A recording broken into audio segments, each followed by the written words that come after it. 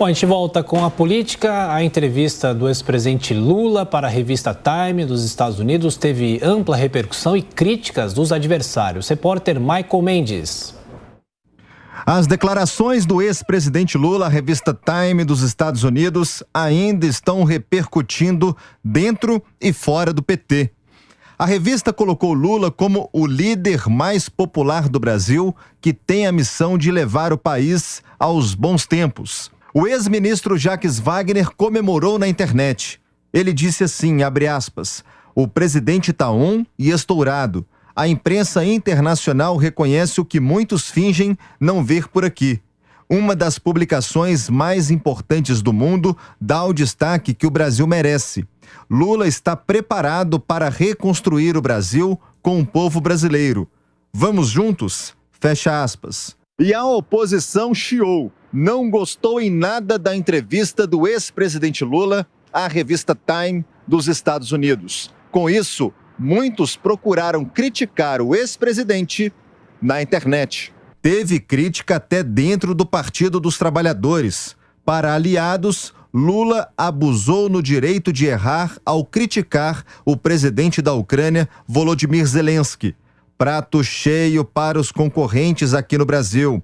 João Dória, do PSDB, foi o primeiro a usar a rede social para criticar Lula.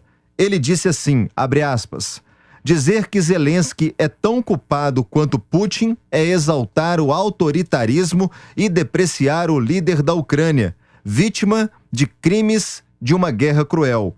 Isola o Brasil das posições mais razoáveis do Ocidente. A democracia deve condenar as agressões e o conflito. O mundo quer paz. Fecha aspas. O general Augusto Heleno disse assim na internet, abre aspas, que a revista Time menospreza a memória e a inteligência dos brasileiros de bem. Lamento que enalteça e dê espaço a quem tanto fez mal ao Brasil.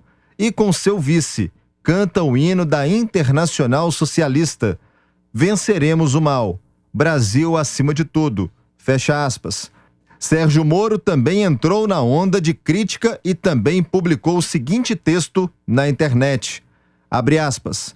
Lula, na entrevista da Time, culpa Zelensky, Biden e a União Europeia pela guerra na Ucrânia. Mal disfarça o seu desprezo por Zelensky e sua preferência por Putin e também por regimes autoritários. Esta é a via democrática? Fecha aspas.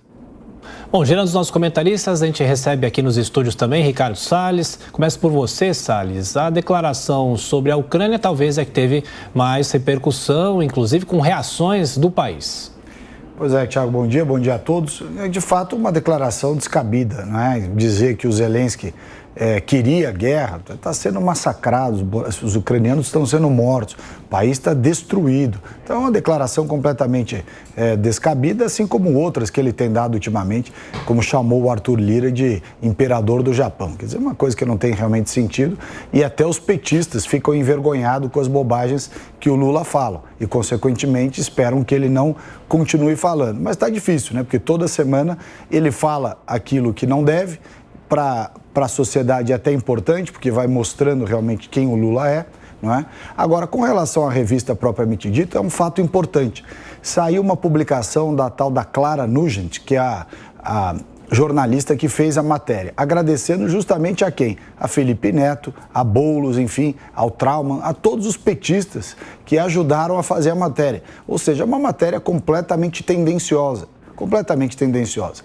Ela é uma matéria para promover o Lula e não uma matéria jornalística propriamente dita. A sorte dos brasileiros e dos estrangeiros é que essa revista já perdeu relevância há muito tempo. Portanto, não serve para absolutamente nada a não ser nos dar aqui uma boa pauta para comentar e externar às pessoas quem é o Lula de verdade. E, Diogo, foram muitas declarações realmente polêmicas nessa entrevista para os Estados Unidos e você acha que elas surpreenderam apenas opositores ou aliados também? Olha, Adriana, eu não acredito que tenha surpreendido ninguém. O Lula revela ali quem ele realmente é. De fato, além dessa declaração sobre Zelensky, que é absolutamente absurda, porque não leva em conta a vontade do povo ucraniano, né? Ele parte do princípio de que apenas Zelensky e, mancomunado com líderes ocidentais, estavam ali jogando, fazendo conchavos para colocar a Ucrânia na OTAN e, dessa forma, ameaçar a Rússia. E não é nada disso. Os ucranianos, nos últimos tempos, vêm se aproximando do Ocidente, querendo fazer parte da União Europeia, por exemplo, e percebendo, desde 2014, quando a Rússia invadiu a Crimeia, que a Rússia é, de fato, uma ameaça à integridade territorial do país, como agora se confirmou, e por isso pretendiam ter ali o guarda-chuva, o escudo de uma força, uma aliança militar mais forte, que é a OTAN. Isso está expresso em pesquisas de opinião desde 2014, quando houve aquela invasão. Agora, o Lula também falou sobre política econômica. Perguntaram para ele qual seria a política econômica de um novo governo dele, e ele disse que não falaria desse assunto, só falaria disso depois das eleições. Ora, é direito dos eleitores saberem qual é a posição, qual é a solução que um candidato teria para apresentar para os piores problemas que o país enfrenta na questão econômica, inflação, desemprego e assim por diante. E ele simplesmente disse que se negaria, talvez por não saber sequer qual seria a solução que ele aplicaria. Apenas adotaria aquilo que fosse determinado por uma futura aliança com o Centrão, já que a gente sabe que o Centrão hoje está com o Bolsonaro, mas no futuro estará com o governo que for eleito.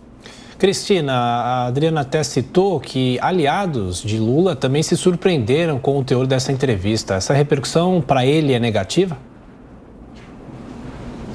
Obviamente, né? Mas é bom que se mostre, é bom que os brasileiros que estão desatentos, os brasileiros jovens que foram doutrinados aí ferozmente nas últimas semanas para tirar título e votar em Lula, porque a campanha foi para votar em Lula, que vão começando a ver quem é esse ex-presidiário aí que saqueou o país e agora vem se posar de bonzinho para a imprensa internacional.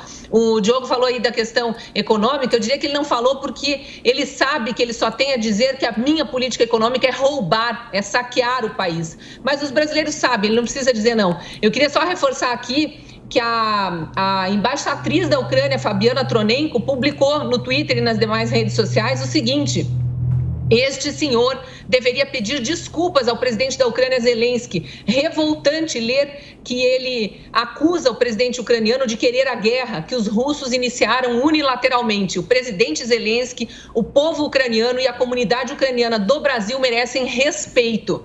E um tweet aqui também muito interessante do jornalista Paulo Figueiredo, que é nosso colunista também aqui na Jovem Pan.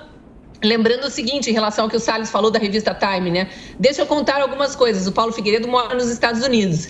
Deixa eu contar algumas coisas. A circulação da revista Time caiu quase 50% desde 2017. A revista não consta mais nem na lista das 25 mais importantes dos Estados Unidos, segundo o levantamento da Magazine Line de 2021, ficando atrás da revista do nicho de armas American Rifleman.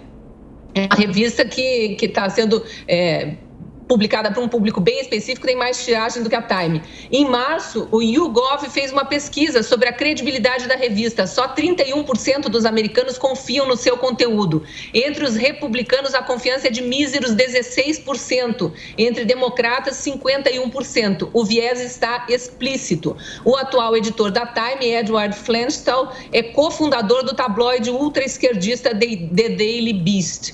Então, realmente, a gente entende exatamente por que uma revista dessas, lamentavelmente, né, que já foi uma referência internacional em jornalismo, publica uma capa cheia de fake news, dizendo que ele é o líder mais popular do Brasil. Não sei quem eles ouviram para chegar a essa conclusão. Se Felipe Neto foi a fonte, realmente é bastante questionável. Brasileiros têm saudade, lá no corpo da revista, né? Brasileiros têm saudade de quando ganhavam bem. Eu acho que esqueceram de um complemento a essa frase, de quando ganhavam bem, porque a economia do mundo inteiro ia bem, a do Brasil surfou nessa onda, conseguiram crédito a rodo num governo irresponsável, ficaram devendo e tiveram todos os seus bens conquistados, depois confiscados. E aí vai de carro até faculdade de filho, que os filhos não conseguiram terminar. Então, aquela história da classe C, da nova classe C, que morreu na praia, é lamentável, mas ainda está na memória do brasileiro. E aí, realmente, já foi longe o tempo em que a gente via revistas internacionais praticarem jornalismo honesto. Muito triste.